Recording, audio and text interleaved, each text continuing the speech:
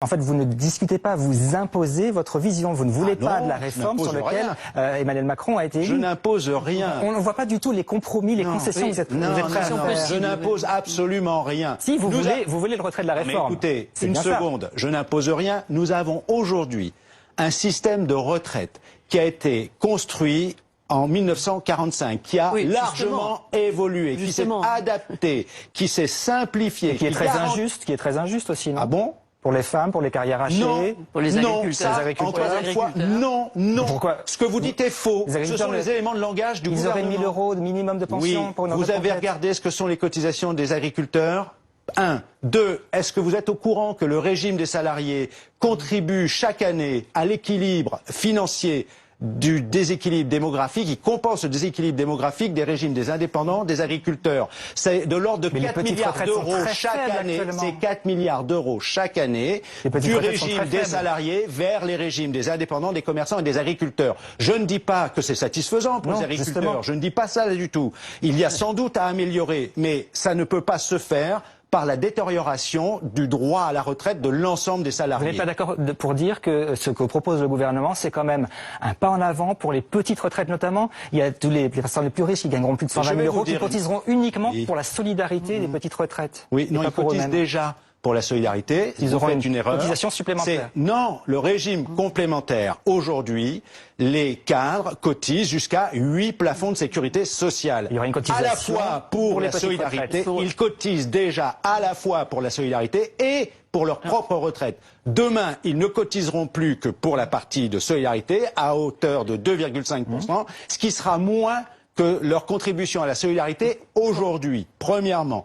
Deuxièmement, le régime de retraite, comme vous dites, n'est pas inégalitaire pour les femmes. Il n'y a pas de paramètres dans le système de retraite aujourd'hui qui disent que les femmes auront moins de retraite que les hommes. C'est entièrement faux de raconter des trucs pareils. Et ça, c'est le gouvernement qui nous verse. On a vu quand même sauf que leurs carrières sont plus hachées que celles des hommes. Ah, ben, c'est pas le système de retraite. Et vous pensez qu'avec un système par points où il faudra acheter des points tout au long de la vie active, ça ira mieux pour ceux qui ont des carrières hachées? Non.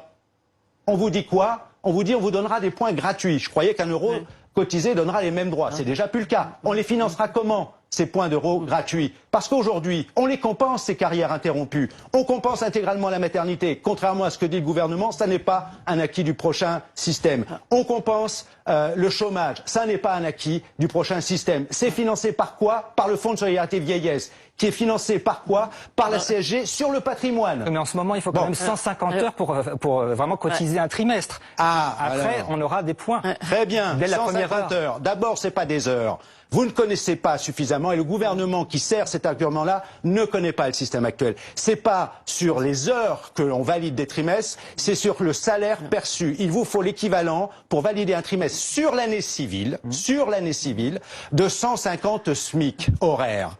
Donc, puisque l'exemple qui a été pris, c'est par exemple celui de la femme de ménage qui travaille 10 heures par semaine. Eh bien, si elle travaille 10 heures par semaine toute l'année à hauteur du SMIC horaire, elle validera 3 trimestres.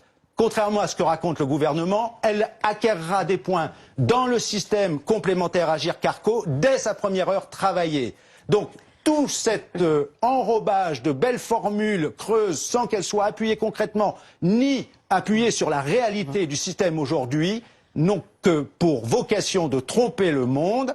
Aujourd'hui, nous avons un système de retraite qui fonctionne, qui mérite d'être amélioré. Oui, il faut améliorer la situation des femmes parce qu'elles subissent des carrières interrompues, qu'elles sont confinées à des bas salaires, notamment sur les emplois de service à la personne. Il faut revaloriser ces emplois justement pour qu'ils donnent d'abord une meilleure vie en termes de pouvoir d'achat tout au long de la vie active et qu'ils donnent accès à une vraie retraite. Dernière question. D'accord, mais ça, c'est pas le système de retraite qui est en cause. Dernière question. Or, tout cela, dernière question, est-ce que vous n'avez pas l'impression quand même que l'arrêt, la paralysie, ce que ça coûte, les galères pour les gens et tout ça, c'est vraiment un tribut excessif, non? Oui, je suis entièrement d'accord avec vous. Je m'en serais bien passé. Depuis 2017, nous avions expliqué cela. Dans le cadre de la campagne électorale, nous avions expliqué pourquoi cette proposition ne nous paraissait pas une bonne proposition.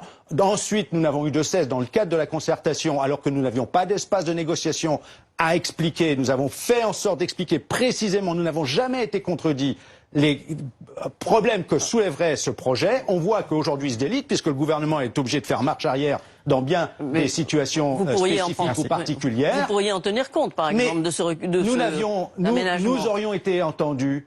Dès le mois de juillet, lorsque nous avons eu le rapport du haut-commissaire, nous avons dit que ça ne faisait pas. Nous n'avons pas été entendus, pas du tout. Vous savez que Maurice Thorez disait il faut savoir terminer une grève aussi. Ben oui, il faudrait peut-être éviter qu'il y en ait une qui commence au mois de janvier, et que les gouvernements nous écoutent. On peut espérer une fin de grève au mois de janvier? Eh bien, que le gouvernement prenne enfin la mesure de la difficulté que soulève ce projet. Ce projet, c'est une très mauvaise idée. On la met de côté. Moi, je ne vois pas de déshonneur à revenir à la table, à se dire on met tout sur la table, sans préalable, et nous sommes prêts à négocier.